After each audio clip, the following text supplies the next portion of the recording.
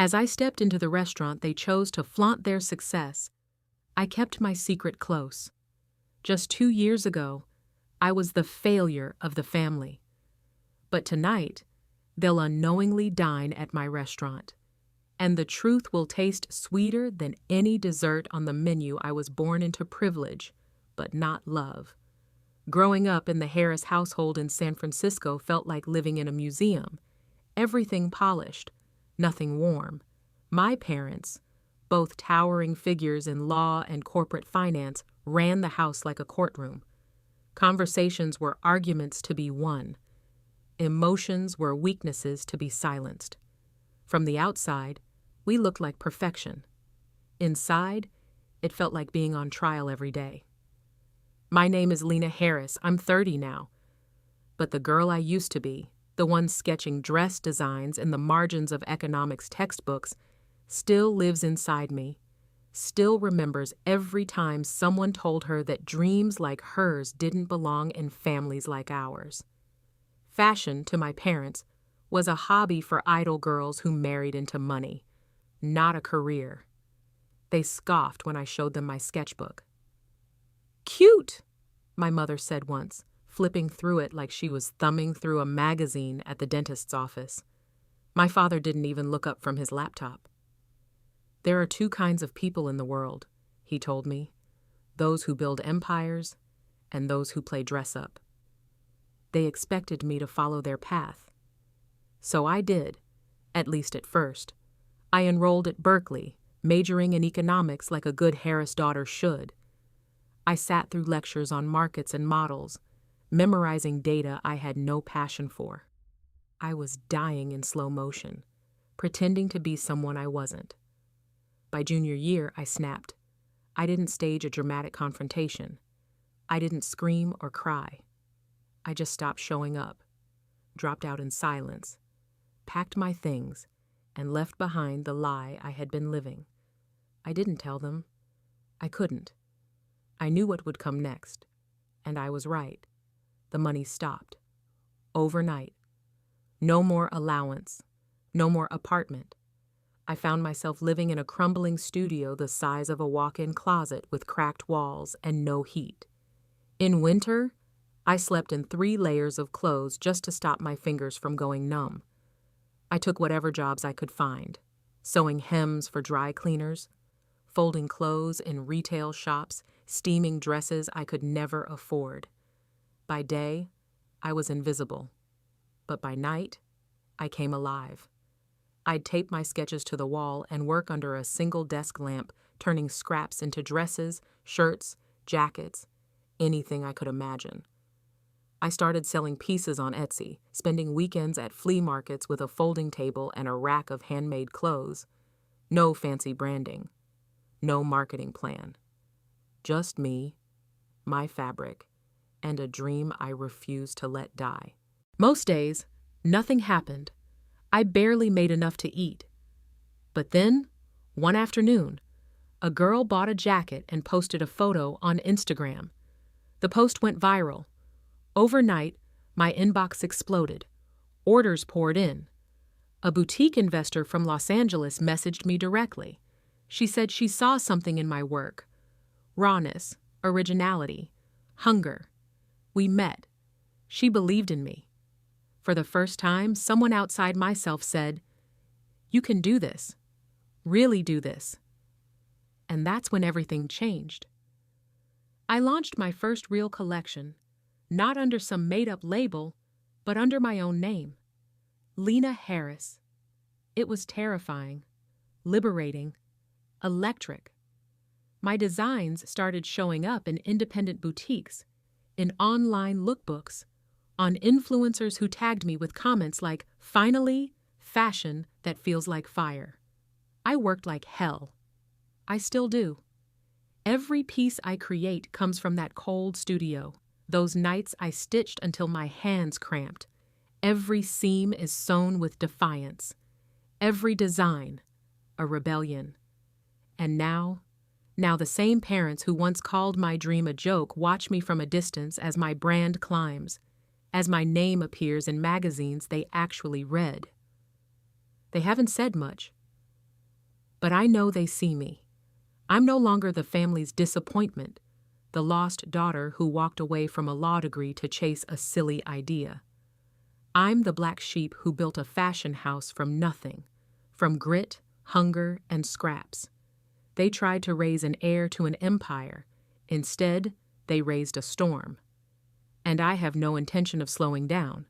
They say success is loud, but mine began in silence.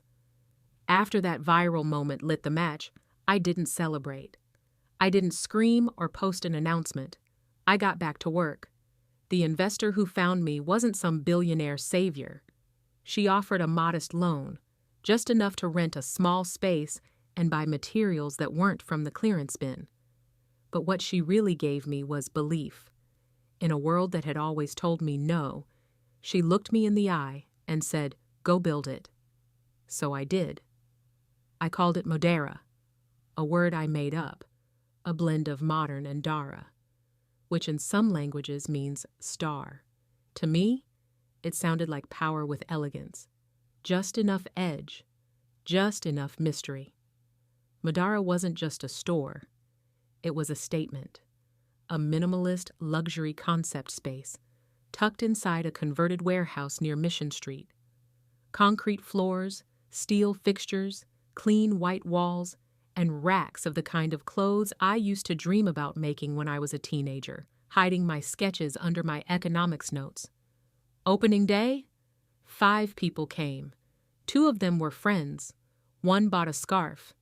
But I didn't care. I was in. I spent every waking hour refining, stitching, perfecting. I still lived in the same freezing studio. I still took freelance sewing gigs to survive. There were days I ate ramen just so I could afford the fabric I needed. Nights I fell asleep on rolls of muslin. Times I broke down in the bathroom of the store, the pressure caving in like a vice. I remember once during a cold winter morning, I slipped on ice outside the shop while carrying a box of inventory. I landed hard, tore my jeans, skinned my palm. No one stopped to help. I sat there, surrounded by spilled clothes and broken pride, blinking back tears. And you know what I did? I got up, limped inside, and steamed every damn garment before the doors opened. That's what building something real looks like. Not champagne toasts, not overnight fame, just grit. 18 months later, Vogue Online called Modera a fresh force in West Coast fashion. My jaw literally dropped when I read the headline. I stared at it like it might disappear. But it didn't. Then came the phone calls. From buyers, stylists, editors. Soon we were being stocked in department stores across the country. Not just boutiques, but shelves next to names I'd grown up idolizing. People were paying hundreds, sometimes thousands, for pieces I once stitched on a wobbly table in a freezing apartment. I opened our flagship cafe-style boutique in Soma, light-drenched, lined with lush greenery and scent of brewed espresso. Modera wasn't just a brand anymore. It was a mood, a movement. But through it all, my family knew nothing. Not a word, not a visit, not even a social media follow. It wasn't out of bitterness anymore. At first, maybe it was. But over time, I realized I didn't need them to believe in me to build what I was building. 3 years had passed. 3 full years without a single dinner, phone call, or holiday together. Sometimes I wondered if they ever thought about me. If my mother still had one of my old drawings buried somewhere. If my father had ever Googled my name. I doubted it. Or maybe they had, and didn't recognize the woman I'd become. The girl they once called a disappointment was now designing gowns for red carpet events and sipping espresso across from stylists who called her visionary. But I didn't brag. I didn't rub it in. I just kept moving forward. I was still haunted by the quiet humiliation of those early days, when I'd pretend I wasn't hungry at parties because I couldn't afford dinner, when I'd hide holes in my shoes with clever angles and duct tape. Those moments never really leave you. They keep you grounded. They remind you that success isn't a destination. It's a decision you make every day to not give up. People see the storefront now and think, wow, she's made it. But they don't see the nights I collapsed from exhaustion, the days I was so broke I chose thread over groceries, or the countless times I wanted to scream, what if they were right? What if I was just a girl playing dress up? But here's the truth. I wasn't playing. I was designing my life from scratch. And every stitch told a story they never bothered to read. I was in the middle of reviewing fabric swatches for next season's line, muted moss greens, warm caramels, a whisper of copper silk, when my phone buzzed. It was a message from my mother. Just seeing her name sent a shiver down my spine. 3 years of silence, not a single word. No birthdays, no apologies, no anything. I stared at the screen. Lena, we're having a small family dinner next Friday. Your brother just made junior partner. Hope you'll come. We'll be dining at a place called Modara Café and Atelier, 7 p.m. Let me know. Modara, my place. I read the message 3 times, unsure whether to laugh or scream. My own mother had unknowingly booked a celebration at the very heart of the life I'd built without her. The name, my brand, meant nothing to her. Of course it didn't. To my family, I disappeared the day I dropped out of Berkeley. They hadn't followed my journey. They hadn't read the articles, seen the features, or even peeked at my website. I'd become a ghost with a sewing machine. And now they were about to throw a party inside the empire they said would never exist. The irony wasn't lost on me. I sat there in the soft hum of my office, torn between fury and something dangerously close to amusement. This was a test. No, this was an opportunity.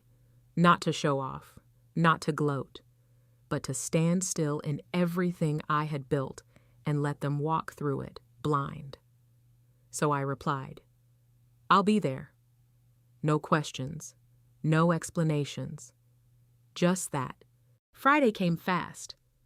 The staff had prepped the cafe for the private event earlier that day, custom floral arrangements, a seasonal prefix menu, candlelit tables in the gallery room. I told them not to treat it differently. No big announcements, no hints, just another night at Modara. As for me, I didn't wear anything from the current collection. I chose a soft black knit dress, elegant, minimal, anonymous. No jewelry except a simple gold ring. My hair was tied back, my makeup natural. I didn't want to dazzle. I wanted to observe. At 6:55 p.m., I walked in through the side entrance. I stood behind one of the partitions and watched as they arrived. My mother was first, as poised as ever in a beige designer coat. My father followed, scanning the space like he was measuring its value in dollars per square foot. My brother, the man of the hour, looked sharp in his tailored suit, shaking hands with the hostess like he owned the place. I watched them admire the design, the pendant lights, the custom marble counters, the curated art wall featuring young local painters. My mother murmured, "Very tastefully done," as if she had discovered it herself. They didn't see me. I let them settle into their table, sipping wine and chatting about legal trends and investment portfolios. I hovered just out of sight, listening to their carefully curated conversations, untouched by time or change. Eventually, I walked in. There was a brief pause. "Lena," my mother said, a little too brightly, like nothing had happened. "You made it." My father gave me a polite nod. My brother raised his glass. "Hey, stranger." I smiled and slid into the empty chair across from them. The waiter arrived. Polite, professional. He addressed me first, out of habit. I gave him the slightest shake of my head. He played it perfectly, moving on. The courses began. First, a carrot velouté with ginger foam and chili oil drizzle. My mother took a spoonful and sighed. God, this is divine. I hope the chef's French trained. I nearly choked on my water. Then came a beet and burrata salad with pistachio crumble and citrus zest. My father was impressed. Presentation's on point. Reminds me of 11 Madison. Of course it did. Modara had been featured in the same dining roundup last winter. When the duck arrived, slow roasted, lacquered with tamarind glaze, served with wild rice and charred broccolini, my brother finally asked, "So, Lena, what have you been up to?" I looked at him. For a split second, I thought about telling them everything. The freezing studio, the Etsy days, the Vogue article, the flagship opening, the blood, sweat, and broken needles, every humiliating, defiant step. But I didn't. I just said, working, building something. My mother sipped her wine. Well, I hope it's something stable. There it was. The old tone, the little blade in her voice, the suggestion that my choices were still somehow fragile, unreal, delicate as chiffon. I kept my expression neutral. It's grown more than I expected. She nodded vaguely, clearly uninterested. At that moment, our head chef, Miguel, stepped out from the kitchen, per my earlier request. He stopped by the table with a warm smile. "How is everything tonight?" My mother beamed. "Exceptional. Compliments to the chef. The duck was out of this world." Miguel turned to me. "Glad to hear it. Lena had a hand in designing this menu." There was a beat of silence. My mother blinked. "What?" I looked at Miguel, then at them. "It's fine," I said. "They don't know." He smiled, nodded once, and returned to the kitchen. My father leaned forward. "Wait, what does he mean you had a hand in the menu?" I folded my napkin slowly, looked up at all three of them, their faces a mix of confusion and dawning realization. "I didn't just help with the menu," I said. Their eyes widened. "I own this place." My mother opened her mouth, then closed it. "You're sitting in Modara," I said. "My store, my designs, my food, my name." Silence. Not the awkward kind, the heavy kind, the kind that settles into the room and pushes the air out. I let it sit. Let them feel it. "I know it wasn't what you wanted. I know you think I walked away from everything, but this," I gestured around us, "this is what I was walking toward." My brother finally broke the silence. "Wait, this is yours? All of it?" I nodded. "Your Madeira?" A laugh escaped me. "Yeah, I am." My mother stared down at her empty plate. My father leaned back in his chair, brows furrowed. I couldn't tell if he was impressed or just stunned. Maybe both. I didn't need their praise. But I think for the first time they saw me, not the dropout, not the rebel, not the lost cause, but the woman who built something beautiful from the very thing they dismissed. The waitress returned with dessert, a delicate lemon thyme tart with a sugar-lace top. My mother barely touched hers. I did. It was perfect. Not too sweet. Just enough. The moment I sat down at that table, I knew exactly what kind of night it was going to be. The fake smiles, the overly polite small talk, the way my mother barely looked up from her wine. It was all so painfully familiar. No matter how much time had passed, my family hadn't changed. Not really. They still spoke like they were on a podium, still carried themselves like the world owed them applause, and still wielded sarcasm like a blade dressed in velvet. It started small. A sideways glance at the menu.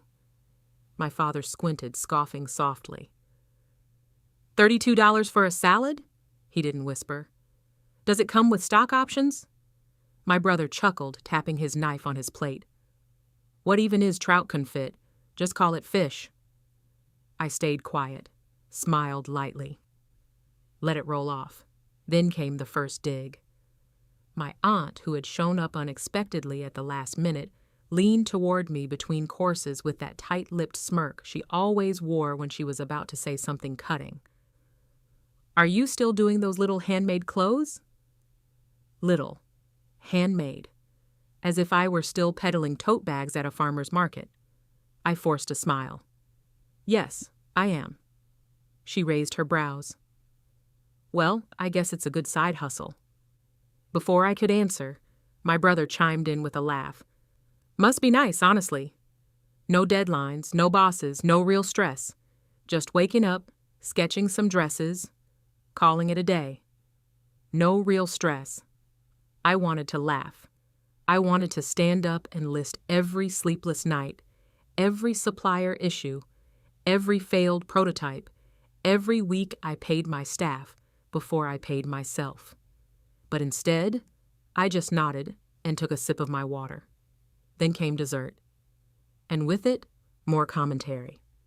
My mother poked at her lemon thyme tart with visible skepticism. "Everything's just so modern," she muttered, as if that were an insult. "All this foam and drizzle. Why can't anything just be normal anymore?" "It's all for the Instagram crowd," my uncle added, waving his fork in the air. "Tiny portions, weird names. Feels more like performance art than food." My brother was next. "Honestly, who even eats in places like this unless you're dating a tech millionaire?" They all laughed. Except me. I looked around at the space I had poured my soul into, the sculpted wood chairs I handpicked, the ambient lighting I designed for warmth, the subtle playlist humming in the background. Everything here had been touched by my hands. Every detail was mine. And they sat inside it, mocking it, without even knowing. I bit my tongue. Hard. I didn't need to prove myself. I had done that already. But then, the check arrived. That was the moment. The waiter placed the bill gently in the center of the table, gave me a knowing glance, and walked away. Immediately the energy shifted. My brother reached for it. My father intercepted. "No, I've got it," my dad said, pulling it toward him. "I mean, we could split," my uncle offered, though he didn't sound enthusiastic. My mother waved a hand. "Just put it on the card. It's not like it's that expensive." I stayed silent until my father opened the leather folder and looked at the number. His eyebrows shot up. 3 digits? For dinner for 5? My mother leaned over to see. "What? That's ridiculous." "See what I mean?" my brother said. "You'd have to be a tech mogul to eat here regularly. Or, running some kind of fashion empire." He snorted. That was it. I leaned in, placed my hands gently on the table, and said calmly, "You don't have to pay it." They all turned toward me. I smiled. "I already did." My father looked confused. "You what?" "I paid the bill," I said. "It's covered." "Why would you—" my mother started, but I cut her off. "Because this is my restaurant." Dead silence. They stared at me like I had spoken another language. My brother blinked. "Wait. What?" "I own Modara," I said, my voice clear. "The cafe, the atelier, the brand, the space you're sitting in, the food you're eating, the modern nonsense you've been criticizing all night." You could hear a pin drop. My aunt coughed awkwardly. I didn't stop. "For the last 3 years, I've built this from the ground up. Every design, every recipe, every inch of this place is mine. And you've been sitting in it this entire time, mocking it." My mother's face paled. My father cleared his throat, clearly trying to find something diplomatic to say. He failed. I pushed my chair back and stood. "I don't need your validation. I never did. But you should know something. Those handmade clothes, they've been on runways. Those tiny portions, they were just featured in Bon Appetit. And this pretentious restaurant, we're booked solid for the next 3 months." I picked up my coat. You came here to celebrate my brother's promotion. Good for him. But tonight, you dined in the success you all said would never happen. I gave them one last look, and then I walked out. Not with anger, but with peace. Because for the first time, I didn't need to explain myself. They were already sitting in the proof. The moment I said it, I already paid the bill. The air shifted. Their faces stiffened. No one moved. You'd think I'd slapped them, not picked up the tab. But that wasn't even the reveal. That was just the fuse. I let it hang in the silence. My father looked at me, half confused, half offended. My mother blinked, trying to process. My brother stopped mid-sip, eyebrows raised, fork still halfway to his mouth. My aunt's jaw dropped slightly, as if the lemon tart in front of her had just come to life and spoken Latin.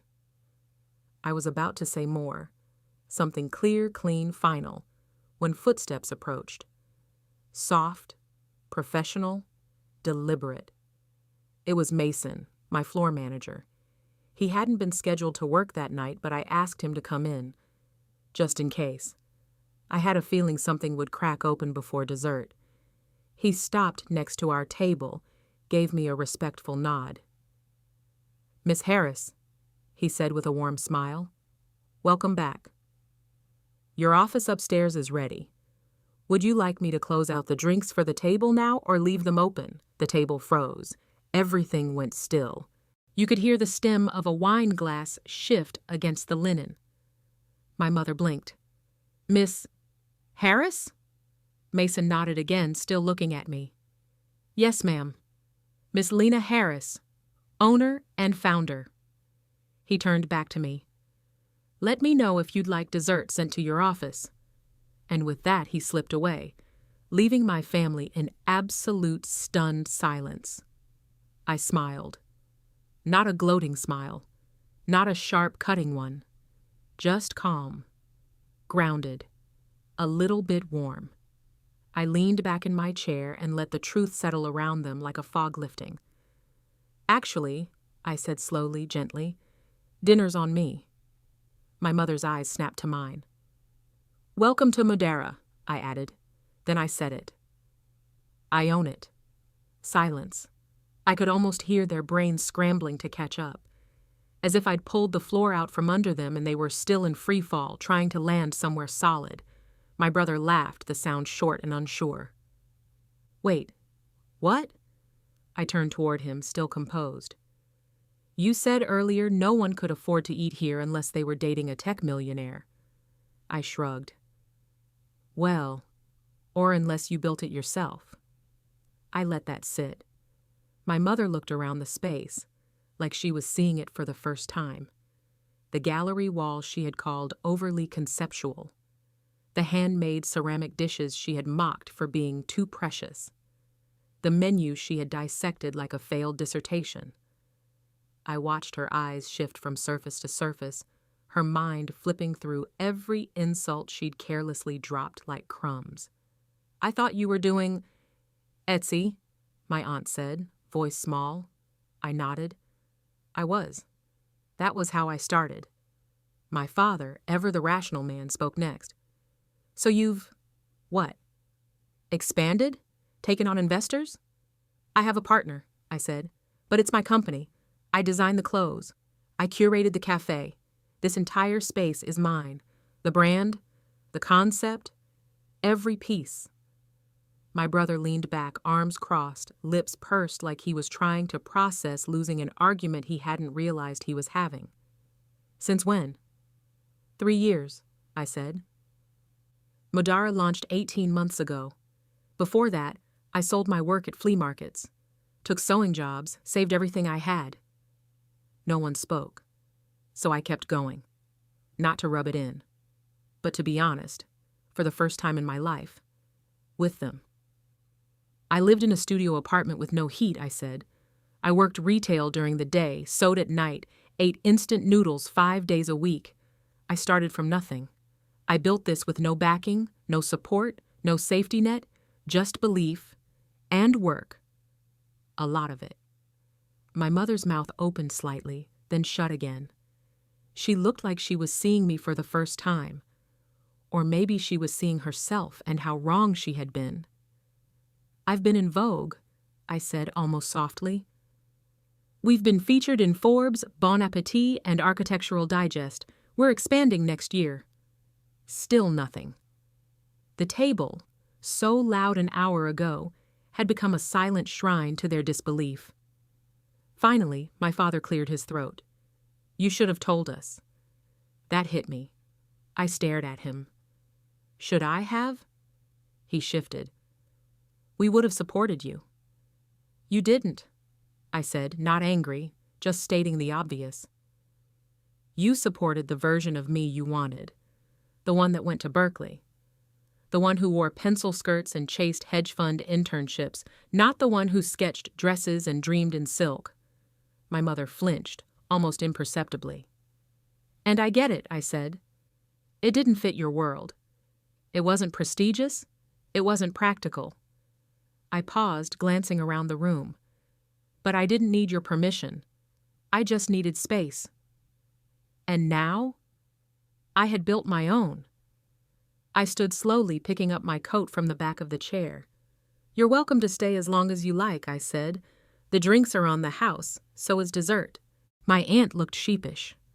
My brother finally looked, well, maybe not proud, but not smug either. As for my mother, she met my eyes, then looked away. And honestly, that was enough. I didn't need applause. I had built my own stage. I turned toward the stairs leading to my office, the hum of conversation in the cafe washing over me like music. This was my space.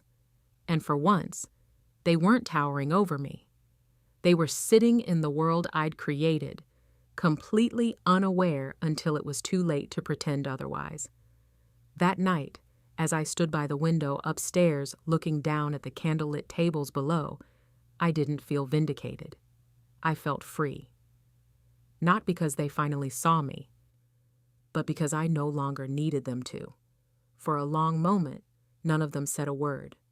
My parents, always so sharp-tongued, always so quick with opinions, sat speechless, surrounded by the very space they'd unknowingly dismissed all evening. The floor beneath them wasn't just Modara's custom terrazzo. It was the ground they'd once claimed I would never stand on. My father stared blankly at the bill, still open, still unpaid. My mother's hands were frozen around her wine glass, knuckles slightly white. She looked like she was trying to come up with something, anything that could reassert control, but for once, her words didn't arrive on cue. My brother was the first to break. He scratched the back of his neck and looked over at me, sheepish. "Hey, He let out a forced chuckle like he was trying to lighten the mood. I didn't know, really. That was impressive. I just looked at him, not angry, just tired. "Thanks," I said, because it felt easier than anything else, but I didn't smile. There was a pause, then another awkward attempt. "I guess I was kind of a jerk earlier, the tech millionaire thing. I didn't mean it like that." "Yes, you did," I said calmly, "but it's okay. You just didn't know whose table you were sitting at." He didn't argue. Then came the pivot. My mother straightened her posture, sat a little taller, like she was bracing herself for reinvention. Her voice softened into something she must have thought sounded maternal.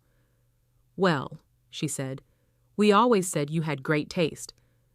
I turned to her. For a second, I almost laughed. That was it? That was how she was going to spin this? "Did you?" I asked, keeping my tone even. "Because I remember something else." She blinked. "You said I was throwing my life away." Her smile faltered just for a moment. "You said fashion was for girls who wanted to marry rich."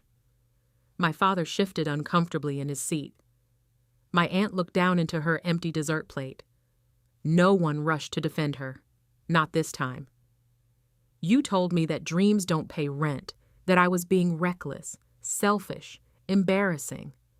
My mother's mouth opened slightly, searching for footing. Well, that was a long time ago. We didn't mean— But you did, I interrupted, still calm, still grounded. You meant every word, and you made sure I heard them. Silence again, not heavy like before. This one was quieter, emptier. You know, I added, for years I thought I had to prove something to you. That if I worked hard enough, succeeded loud enough, maybe you'd see me, respect me, love me on terms I didn't have to borrow.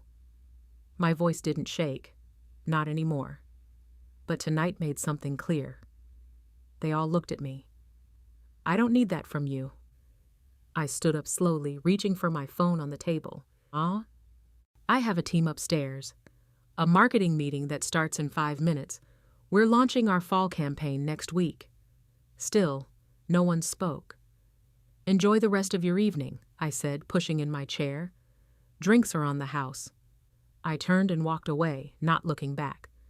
As I passed the hostess stand, Mason gave me a nod. All good? I nodded. All good. The upstairs office was buzzing. Notes on corkboards, design mock-ups, print proofs, campaign slogans. My team greeted me with a mix of curiosity and warmth, clearly sensing something had just happened downstairs. But they didn't ask. They didn't need to. We had work to do. I stepped into the creative room where Rachel, my marketing director, was adjusting a mood board. We're testing 2 taglines, she said. One's bold, one's poetic. Want to weigh in? Let's go bold, I replied, slipping into my seat. As she pinned up a new layout, I glanced out the floor-to-ceiling windows. Below, I could still see them, my family, sitting at the same table, a little quieter, a little smaller, a little unsure of themselves for the first time in, maybe ever. It didn't make me feel victorious. It made me feel whole, because finally, I didn't need to shrink myself to fit into their world. They had unknowingly walked into mine, and for the first time, they had to sit in silence, listen, and see. I turned back to the mood board, picked up a pen, and started marking changes. The life they said would never work? It was working, and I was just getting started. 3 days later, my phone buzzed with a name I never expected to see again so soon. Ethan Harris, my brother. For a moment, I just stared at the screen. I let the text sit there, glowing. Hey, Lena. Quick question. I have a client starting a luxury lifestyle brand and they're looking for fashion-ish retail insight. Thought maybe we could talk? I read it twice. Then a third time. Not a word about the dinner. No mention of the fact that just days earlier, he'd made jokes at my expense while sipping wine inside the very place I had built from the ground up. No apology, not really. Just a shift in tone. Polite. Businesslike. As if he suddenly remembered I had value. Old Lena, me from 3 years ago, would have jumped at this. Would have seen it as an opening, a crack in the armor, a way back into some version of belonging. She would have taken the meeting, given the advice, hoped for a pat on the back, or at least a nod of acknowledgement. But I'm not her anymore. I set my phone down, walked to the espresso bar inside the boutique, and made myself a cortado. The light was pouring through the windows, soft and golden, casting long shadows across the clothing racks. 2 of my interns were steaming dresses near the fitting rooms, laughing about something, their energy light and full of possibility. I took a slow sip. Then I picked up the phone again and typed, Hey Ethan, thanks for reaching out. I'm focusing on mentoring young creatives right now and can't take on consulting. Hope the client finds what they're looking for. Best of luck. No bitterness, no burn, just clarity. I hit send, locked my screen, and let it go. That was the closure. Not a fight, not a scene, just a full circle moment I didn't need to explain or justify. That afternoon, I held a small workshop in the back studio of Modara. We'd cleared the cafe seating and transformed the space into a creative zone, tables layered with fabric samples, colored pencils, mood boards, tech flats, sewing kits, half-finished mock-ups. 5 young designers stood around me, nervous and eager. Some were still students. Some had dropped out, like I once had. All of them were chasing something that didn't come with guarantees or a retirement plan, just raw passion and a refusal to give up. I saw myself in all of them. "Okay," I said, holding up a piece of rough muslin with hand-stitched seams. "Who wants to talk through their design process?" A girl with a shaved head and paint-splattered sneakers raised her hand. Her eyes sparkled with that wild mix of fear and ambition I knew too well. She walked up, holding a sketch pad, her hands trembling slightly. As she explained her design, I watched the others lean in, not to judge, but to understand. That's what I'd built. Not just a brand, not just a boutique, but a space where dreamers like me didn't have to explain why they cared so much, where ambition wasn't a liability and vulnerability wasn't weakness. After she finished, I smiled and nodded. "Let's figure out how to make this real," I said. "Start with the silhouette. Forget trends. What does this say that nothing else does?" She grinned. The others clapped softly. The afternoon passed like that, collaborating, tweaking, encouraging. No egos, no labels, just honest work. And somewhere between adjusting hem lengths and debating the ethics of fast fashion, I felt something settle inside me. Not pride, exactly, not even success. Peace. Because for the first time in my life, I wasn't chasing validation. I wasn't waiting to be seen or hoping someone from my past would finally say, "You did good." I knew I had. I stood there, surrounded by threads and ideas and stories waiting to be sewn into reality, and I realized I had already become the person I needed when I was 20, the one who says, "Yes, this is hard. Yes, the world will doubt you. But you can build anyway." The one who doesn't just survive without approval, but thrives without it. As the sun began to set, casting amber light across the floorboards, I walked to the front window and watched the street. People passed by holding tote bags with the Modara logo. A couple took a selfie by the sign. Inside, laughter echoed from the cafe. And behind me, the next generation of creators was stitching their futures, one seam at a time. I looked at my reflection in the glass, taller than I used to feel, steadier, softer too.